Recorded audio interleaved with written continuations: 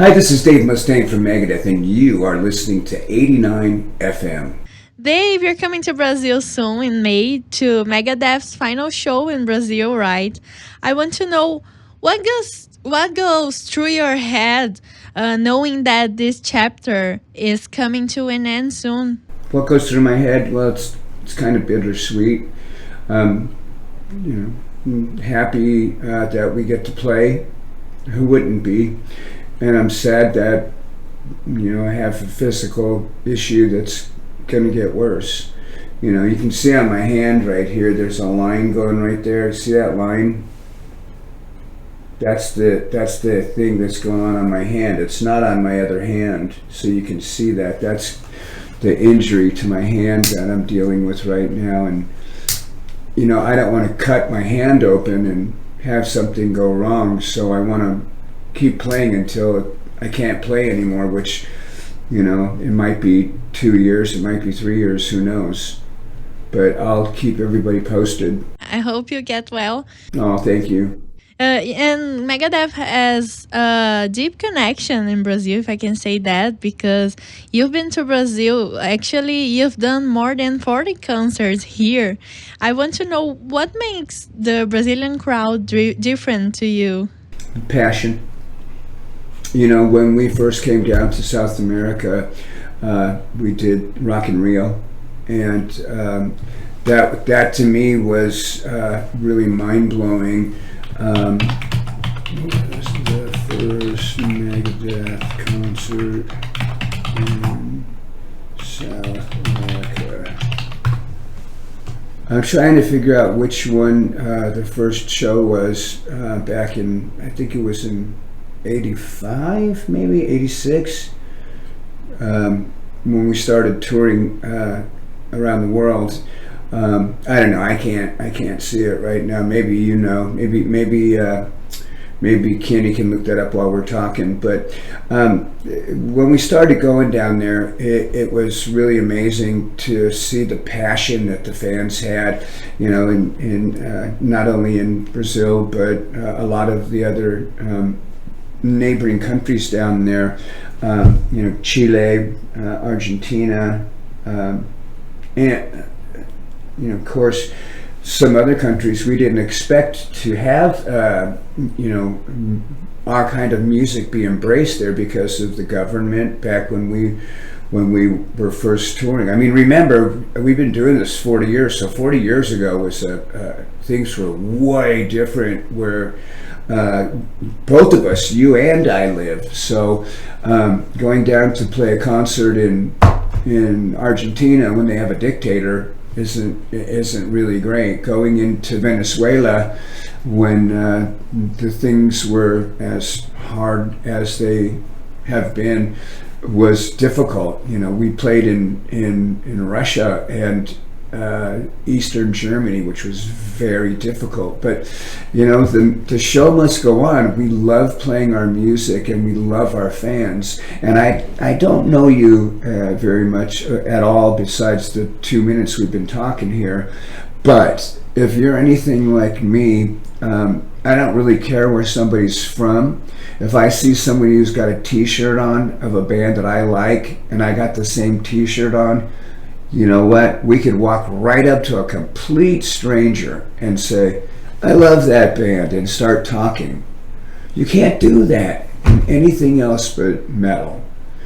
That's why I love it, and that's why I love the fans so much. Our fans, the love goes even deeper, but there's just something great about our community. That's so good to hear.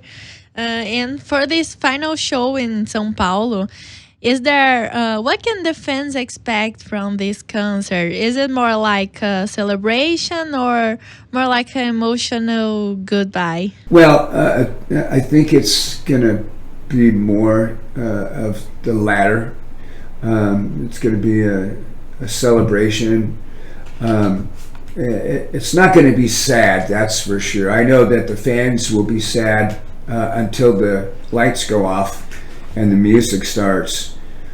As soon as the music starts and they see us, they're not going to be thinking about anything else except for banging their head and having the best times of their lives. And now talking about your latest album, The Sick, the Dying, and the Dead, showed the band still performing at a high level. I want to know from you, what kept you motivated to maintain that after so many years of band, after more than 40 years as a band? Um, what kept me motivated? I don't know. I guess it's just making music and making people happy.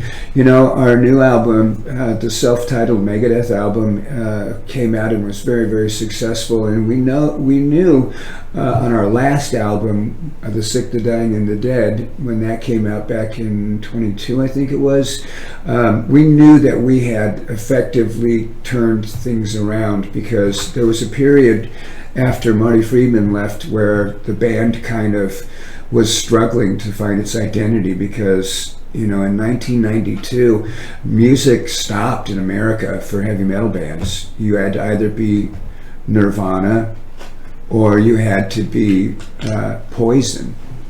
There was no real place for us, and of course, you know, you've got the bands like Guns and Metallica and stuff like that, you know, they don't have to work like we were working. But, you know, bands like Slayer and my band and Exodus and Anthrax and Testament, we all have to work. So that's one of the things I think is great too, when we get together and we see each other. You know, we just played with Anthrax and Exodus up in Canada, and both bands either have a new record out or have a new record coming, and that was really exciting for me to hear, because, you know, it's funny, Gary and I have been friends for so long, and Scott Ian and I used to say that Scott was my oldest friend in the music business, but I forgot I met Gary before that. You know, I was up in San Francisco when Metallica moved up there, and I didn't meet Scott until I was in Megadeth. So when I saw Gary, I said, man, it's so good to see you. And Gary and I are blood brothers too, so, you know, we cut each other and smeared our blood together. I wouldn't recommend anybody does that nowadays because of all of the easily transmitted diseases and after COVID and everything. But when we did it, stuff like that wasn't around, and we're forever blood brothers. So back to the album and the concert. I was going to ask you about Megadeth legacy, either in metal style, and when it comes to the fans, what do you think? What do you want people feel when they think about Megadeth legacies? I want them to be proud of it and say that was the best time of my life. Now, what was your Metallica question? No, actually, I was going to ask about that, because you were considered, Megadeth is considered one of the big four with Metallica and Slayer. I want to ask about metal nowadays, when you think about your history and the difference you brought to this style. Yeah, well, I've been very invested in the metal community. You know, Kerry and I played together, and I showed him how to play Megadeth songs, which was before they started having all their pivotal records. You know, Kerry and I had a really great time together, and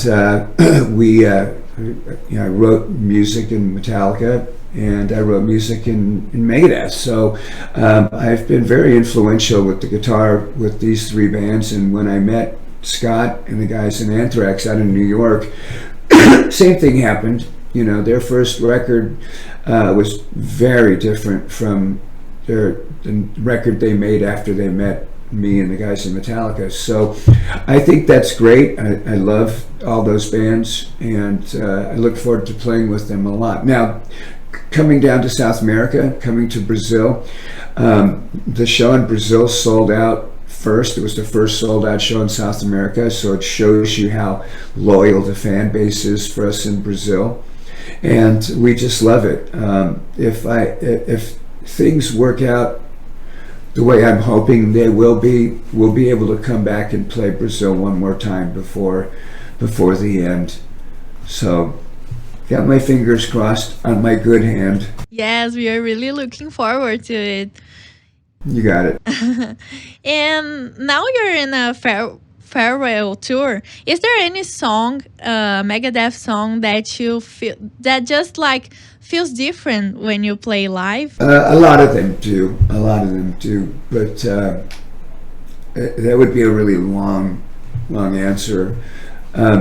Songs sound different in the studio than they do live because you've got the live element, and if the audience, if you're focusing on the audience and the audience isn't responding to a song, it could be for two reasons. One, they don't know it, or two, they're listening to it very intently, very really listening, not just hearing it. So if they don't like it, that's a totally different story. But anyways, listen, I got to run, and thank you for your time. It's always great talking to 89 FM, and please say hello to the guys. I've been talking with them for years and years, so I really look forward to coming down there. And listen, when we're at the show, please come in and find us. Canny knows what I've been saying. If you want, you can meet me, and we can have a cup of coffee or a beer and talk a little bit more, and you can bring the guys from 89 with you too. All right, does that sound good? Yes, for sure. I'll be there. Thank you so much, Dave. Great. Well, I've got to run now. You take care, all right? Take care. Thank you so much for your time. You're welcome. You're welcome. 89